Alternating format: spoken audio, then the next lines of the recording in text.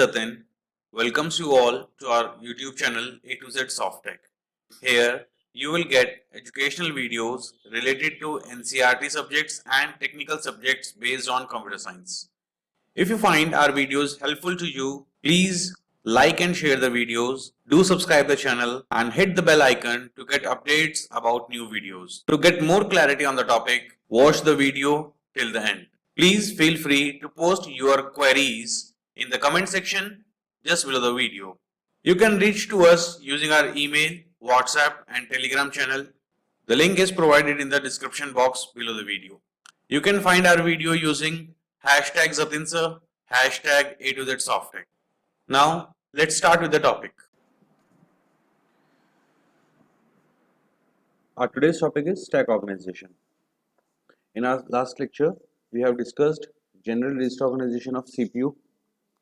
In general register organization, there are multiple registers and we can do the operations using registers only. Now, there is a difference between stack organization and register organization. Register organization is basically depends on multiple registers. There are number of registers and on that number of registers you can perform the operation. But in case of stack organization, a memory block is there in the form of stack and that memory block will perform the application. So in stack organization, a memory stack is there and in memory stack the stack operations will perform. What are the stack operations? The stack operations are push, pop. Okay. The basic principle of stack is LIFO. LIFO stands for last in, first out. Means the element which is inserted last is the one which is going to out firstly. Okay. Means जो element सबसे last में enter होगा वही सबसे पहले exit होगा. Okay. Insertion operation in stack is known as push, whereas deletion or removal of element of any from stack is known as pop. So there are two operations, push and pop. There is a pointer named as stack pointer which is used to denote or notify the top of stack. Top of stack is the location on which insertion or deletion takes place. Okay, top of stack is the position on which insertion and deletion takes place. Okay, now देखिए, stack is a storage device. Stack is what? It is a storage device that stores information in such a manner that the item stored last is the first item retrieved. Means जो item सबसे last में save किया होगा वो सबसे पहले retrieve किया जाएगा. Okay. Next is stack pointer. What is a stack pointer? Stack pointer is a address, is a location, okay, of memory unit stack. It holds the address for the stack. यहाँ पर क्या होगा? Stack का address होगा because its value always points at the top item in the stack. ये top most item जो होगी stack की उसको point out करेगा. उसको point out करने का क्या मतलब है कि जहाँ पर भी insertion और deletion करना है ये उस लोकेशन को कंटिन्यूसली बताता रहेगा. As I told you earlier, what is a push and what is a pop? Push means insertion operation, pop means deletion operation. When you are inserting any element, it is you are pushing something onto the stack, and when you are popping something, deleting something, it means you are popping out something from the stack. After every push or pop operations, now listen carefully, after every push or pop operation, stack pointer register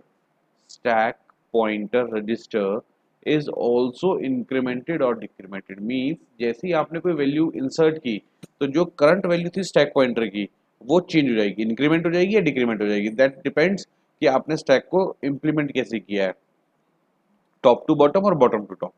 okay. Similarly जब आप pop करेंगे means आपने एक element निकाल लिया stack में से तो क्या हो रहा है, फिर से स्टैक पॉइंटर की जो वैल्यू है, स्टैक पॉइंटर की जो लोकेशन है वो अगेन चेंज हो जाएगी. इंक्रीमेंट या decrement that depends on the implementation.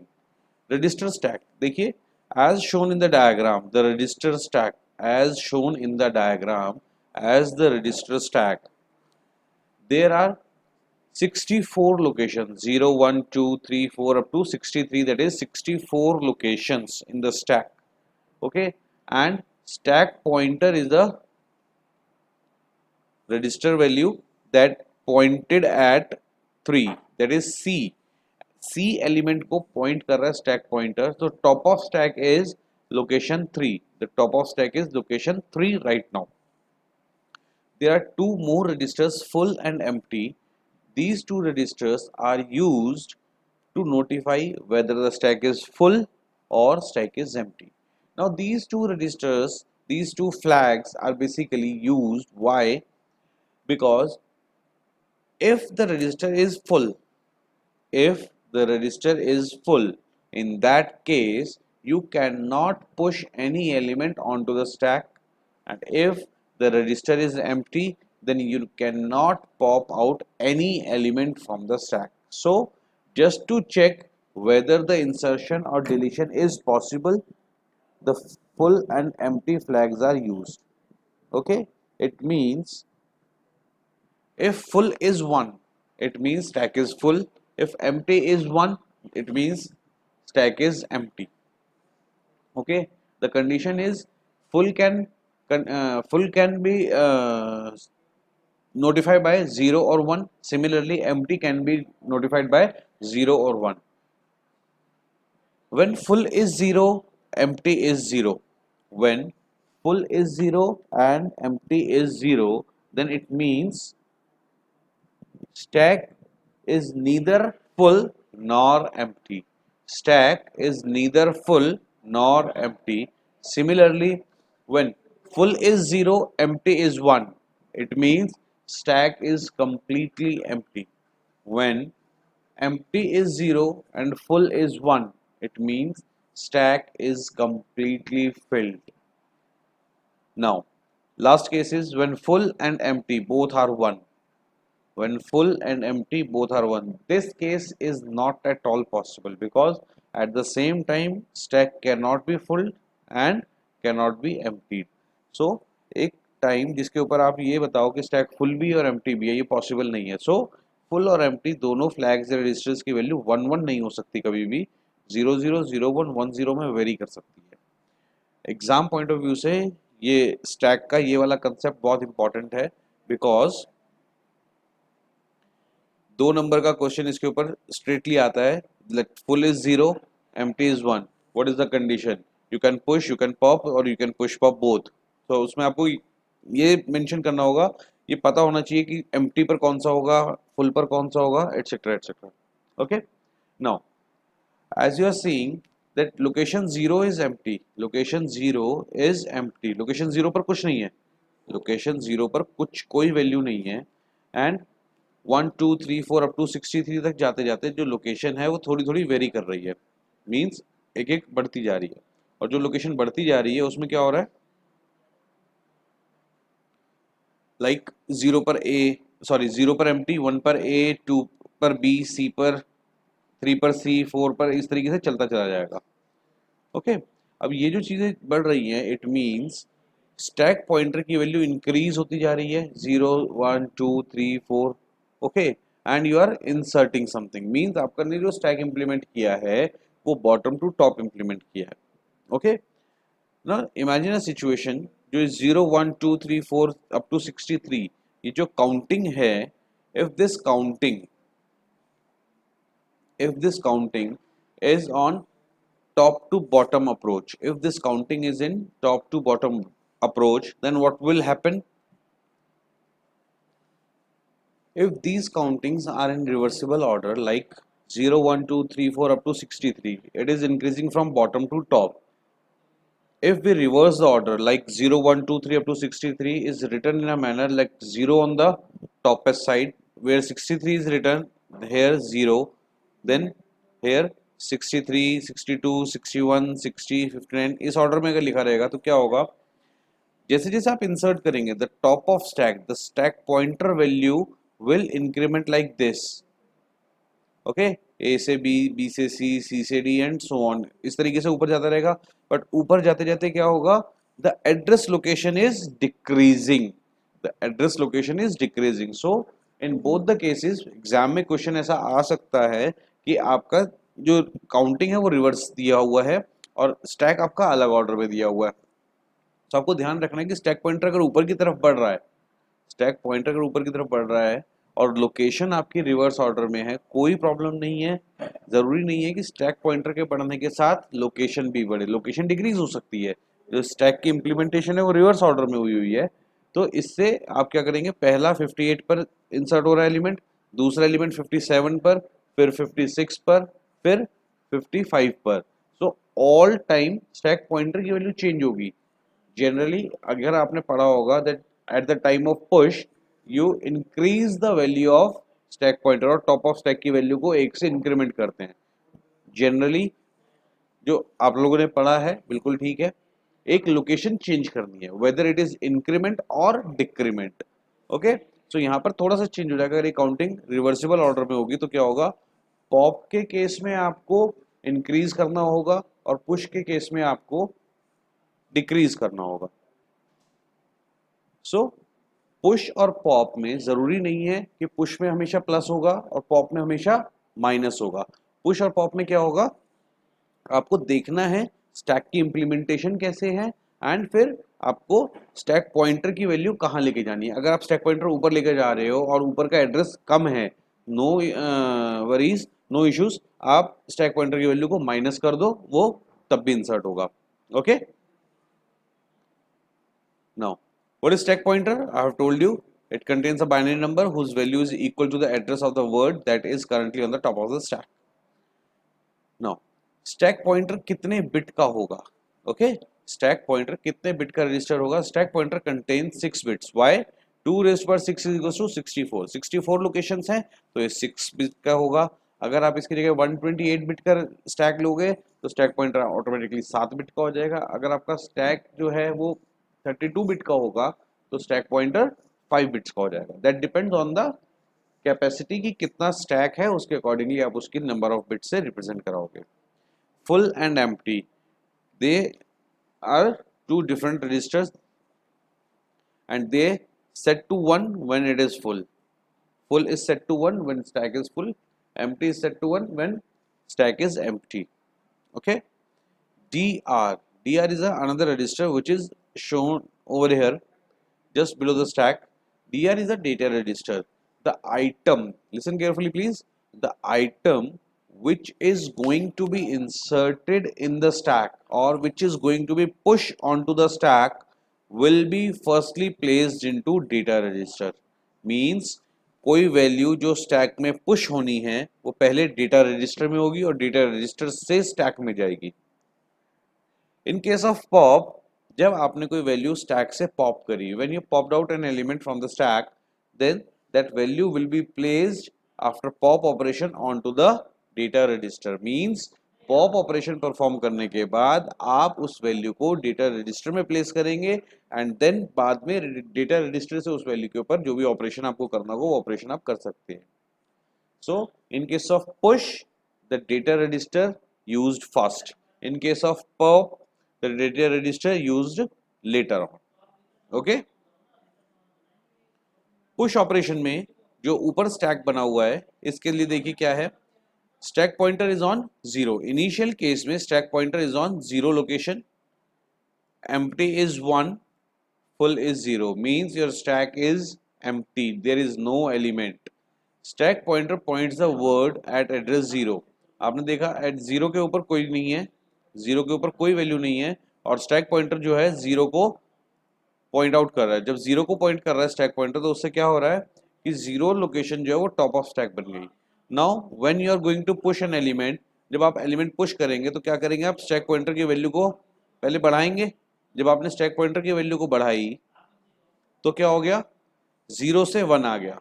अब memory location of stack pointer यानी कि फर्स्ट लोकेशन पर आपने क्या किया, डेटा रजिस्टर की वैल्यू को फर्स्ट लोकेशन पर ट्रांसफर किया, कॉपी किया और चेक किया कि जो स्टैक पॉइंटर है क्या वो अगेन 0 पर आ गया। इट मींस अगर ये स्टैक पॉइंटर 63 पर होता, यहाँ पर आप पुश करेंगे, पुश करते ही स्टैक पॉइंटर कहाँ चला जाएगा, 0 पर। ओके, एंड जैसे ही स्टैक पॉइंटर 0 पर आएगा इसका मतलब क्या हुआ है, इसका मतलब आपके सारी वैल्यूज स्टैक में फुल हो चुकी हैं, अब आपका स्टैक फुल है, तो आप फुल फ्लैग को 1 सेट कर दोगे। ओके, अदरवाइज जो है फुल फ्लैग को 1 सेट नहीं करोगे, वो चलता रहेगा। एंड एट द टाइम जब फुल की वैल्यू 1 करोगे, यानी कि फुल को सेट करोगे, तो आपको एम्प्टी फ्लैग को रीसेट करना होगा। रीसेट का मतलब क्या है, आप इसकी वैल्यू 0 करेंगे। 0 करने से ये पता लगेगा कि स्टैक एम्प्टी नहीं है, और फुल को 1 करने से ये पता लगेगा कि स्टैक कंप्लीटली फिल है। ओके, यही सेम ऑपरेशन हम पॉप के केस में करेंगे। पॉप केस में क्या होगा, सबसे पहले आप क्या देखेंगे, memory location of stack pointer. Now pop operation तब नहीं हो पाएगा जब एम्प्टी की वैल्यू 1 होगी, ये सिर्फ तब होगा जब एम्प्टी की वैल्यू 0 होगी। एम्प्टी की वैल्यू 1 होने का मतलब क्या है, stack is completely empty, and when the stack is completely empty you can not retrieve any element from the stack.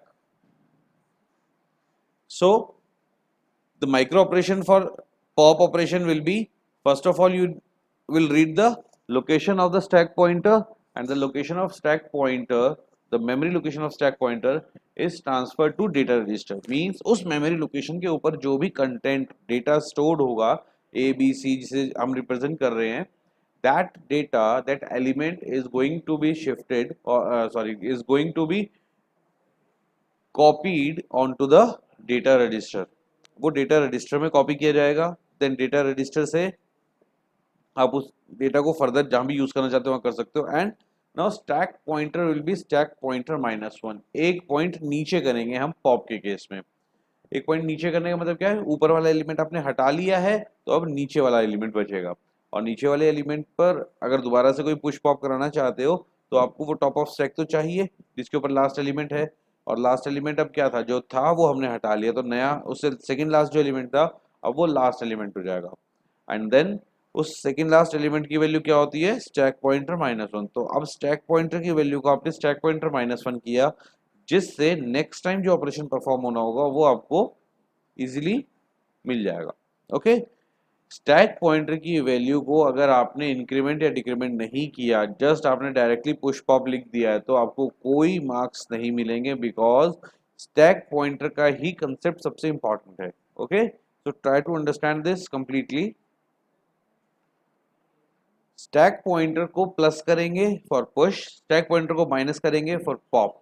Y increment decrement क्यों करेंगे, that depends on the implementation of stack. अगर वो sequential है, means A B C D अगर content बढ़ रहा है उसी तरीके से आपका एड्रेस भी इंक्रीज हो रहा है, तो आप पुश के केस में प्लस करेंगे, इंक्रीमेंट करेंगे, और पॉप के केस में डिक्रीमेंट करेंगे। Okay, and after push and pop operations you will need to check, you have to check the condition for full and empty। in case of push you need to cross verify the full flag, in case of pop you need to cross verify the empty flag। okay, अब push के case में empty को check नहीं करेंगे, push operation के case में आप empty flag को चेक नहीं करेंगे, बिकॉज पुश करने के बाद एम्प्टी के ऊपर कोई फर्क नहीं आएगा। अगर वो पहले एम्प्टी नहीं था तो वो अभी भी एम्प्टी नहीं है। ओके, बिकॉज पुश है, पहले एम्प्टी था अब एम्प्टी नहीं है। ओके, तो वहां उसकी वैल्यू चेंज होगी अगर वो ब्लैंक होगा तो। ओके, बस आपको फुल चेक करना है, बिकॉज अगर फुल होगा तो आप फर्दर कुछ भी इंसर्ट नहीं कर पाओगे, फर्दर आप स्टैक में कुछ भी इंसर्ट नहीं कर पाओगे अगर वो स्टैक फुल होगा तो।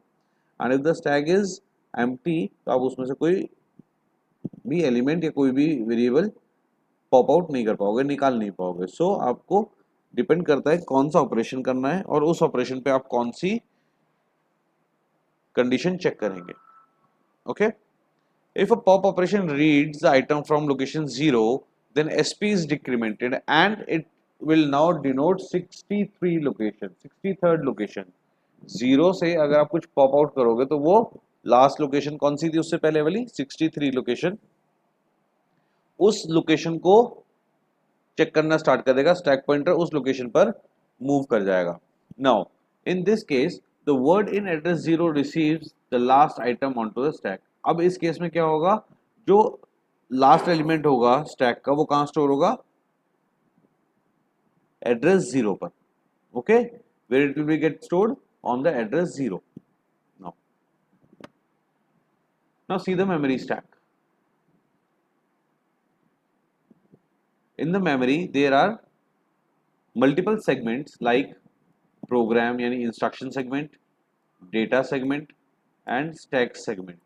Why it is known as stack segment? Because it is classified into multiple parts. एक मेमोरी है, उसी मेमोरी को आपने चार अलग अलग पार्ट में डिवाइड कर दिया.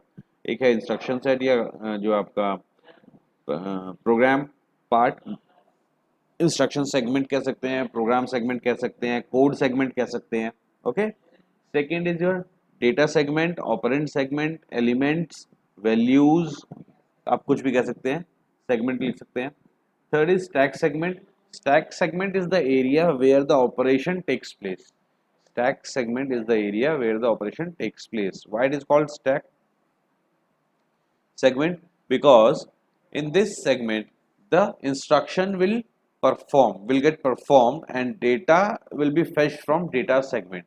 Instruction will be fetched from instruction segment, data will be fetched from data segment. Data and instruction will be manipulated in the stack segment area. Okay. Now see, the addresses are increasing downwards. The addresses are increasing downwards, whereas the segment or stack pointers is increasing upwards. The addresses are increasing downwards, whereas stack pointer increases upwards. Now in this case you will do what I have told you earlier is, अगर आपका insertion और addressing opposite है, means insertion कर रहे हो आप bottom to top और reading कर रहे हो आप top to bottom, then you have to check for push and pop. and check क्या करना है आपको, that stack pointer की value हम increase कर रहे हैं push केस में, और increase करने के बाद उसकी value घट रही है. तो घटी हुई वैल्यू को, माइनस वैल्यू को, छोटी वैल्यू को लेने के लिए आपको क्या करना पड़ेगा, आपको स्टैक पॉइंटर की जो एड्रेस लोकेशन उसको माइनस करना पड़ेगा. जो आप पॉप के केस में करते थे वो अब आप पुश के केस में करोगे. सिमिलरली जब आप पॉप करेंगे इट मींस आप स्टैक पॉइंटर की वैल्यू को नीचे लेके आएंगे, एंड नीचे आप देख रहे हैं कि एड्रेस लोकेशंस जो है वो ऐड हो रही हैं, इंक्रीमेंट हो रही हैं, बढ़ रही हैं. तो पॉप के केस में आप क्या करेंगे, स्टैक पॉइंटर की वैल्यू को प्लस करेंगे. Okay. REST AR address register contains the address of data segment. address register में क्या होता है, data segment का first address होता है, कहां से data segment start हो रहा है. PC program counter, I have told you earlier, program counter stores the address of the next instruction which is going to be executed. So first of all when the program starts on first time, okay, उस time पर program counter के पास पहली instruction का address होगा. जब पहली instruction first instruction execute हो रही तो ये सेकंड का एड्रेस उठा लेगा, सेकंड के केस में थर्ड का उठा लेगा, थर्ड के केस में फोर्थ का उठा लेगा. सो बेसिकली क्या है, प्रोग्राम काउंटर एक आगे वाली इंस्ट्रक्शन को पहले ही देखता है सो दैट कि उस इंस्ट्रक्शन में जो होने वाला है, कहाँ है वो इंस्ट्रक्शन, वो आपको मिल जाए और प्रोसेसर को प्रोवाइड की जा सके. Okay. Now in this case, in this diagram, at the time of insertion on the push operation the stack pointer is going to be minus because value एक घट रही है. अब देखिए push में stack pointer, let's see the value of stack pointer. The value of stack pointer is decreasing in case of push. Earlier it was increasing in case of push, but now as this addressing scheme is on reversible order, so in push operation the stack pointer will decrease by 1 and data register, value of data register is moved to the stack pointer. Push operation means data register से value उठाकर memory में डालो. Pop के case में क्या होगा, memory से पहले वैल्यू उठाएंगे. पहले अगर आपने माइनस कर दिया तो स्टैक पॉइंटर की वैल्यू नीचे चली जाएगी और वो तो टॉप वाली वैल्यू है वो आप एक्सेस नहीं कर पाएंगे. So first of all you need to access the memory of the memory location of the stack pointer and move that data into the data register and then change the value of stack pointer. In case of reversible order you need to increment this stack pointer. This was the concept of stack organization. Stack organization को दो parts में classify किया जाता है. Stack organization is classified into two parts. First is register stack. Register stack both आप लोगों ने समझ लिया है. रजिस्टर स्टैक जो फर्स्ट वाला डायग्राम मैंने बताया था पहले आपको, ABC वाला full empty, this is known as register stack. Okay, in case of this, stack pointer is increasing by 1 for push, decreasing by 1 for pop, decreasing by 1 for pop. Okay, next one is memory stack. Second part होता है stack organisation में memory stack, जिसमें आप एक memory unit लेते हैं और उस मेमोरी यूनिट को आप स्टैक के फॉर्म में इंप्लीमेंट करते हैं. That memory unit is further implemented in the form of stack. Now, in this, addresses are increasing in top to down approach. PC program counter, AR address register, stack means stack segment, stack pointer is the pointer or register which is used to represent the last element of the stack. Data register, DR is the data register. जो भी operation perform होगा वो सारा data register के ऊपर perform होगा. Okay, so this is in the chapter 8 of book Computer System and Architecture written by M. Morris Meno. So if you want to read this, आप इस बुक को internet पे सर्च करेंगे, आपको PDF मिल जाएगा बहुत easily. Okay, now what is the benefit of this stack organization? stack implementation का benefit क्या है? आपको कोई भी ऑपरेशन कैलकुलेशन परफॉर्म करना तो आप रिवर्स पॉलिश नोटेशन में इसको परफॉर्म कर सकते हो. मींस आप इनफिक्स एक्सप्रेशन को पोस्ट फिक्स एक्सप्रेशन में कन्वर्ट करके उसको स्टैक से इंप्लीमेंट करा सकते हो. Okay, infix means first operand, operator second operand. Prefix means operator पहले, ऑपरेंड्स बाद में. Post fix means operators last में और ऑपरेंड्स फर्स्ट में. ए बी ऑपरेंड्स जो है वो पहले आएंगे और ऑपरेटर जो प्लस का है वो बाद में आएगा. इसको पोस्ट फिक्स भी बोलते हैं और रिवर्स पॉलिश नोटेशन भी बोलते हैं. फॉर एग्जांपल, अगर आप इस एक्सप्रेशन की बात करते हैं A star B plus C star D, तो इसका मतलब इसको रिवर्स पॉलिश नोटेशन में कन्वर्ट करेंगे तो कैसे होगा? A B star C D star plus. आपने इसको स्टैक में डाला तो सबसे पहले ए गया, बी गया, स्टार गया, सी गया, डी गया, स्टार गया. स्टार के जाते ही क्या होगा? सी और डी की मल्टीप्लिकेशन हो जाएगी. ओके, और वो यहां पड़ा रहेगा. ओके, इसी तरीके से स्टार के जाते यहां क्या होगा? ए और बी की मल्टीप्लिकेशन हो जाएगी, पड़ा रहेगा.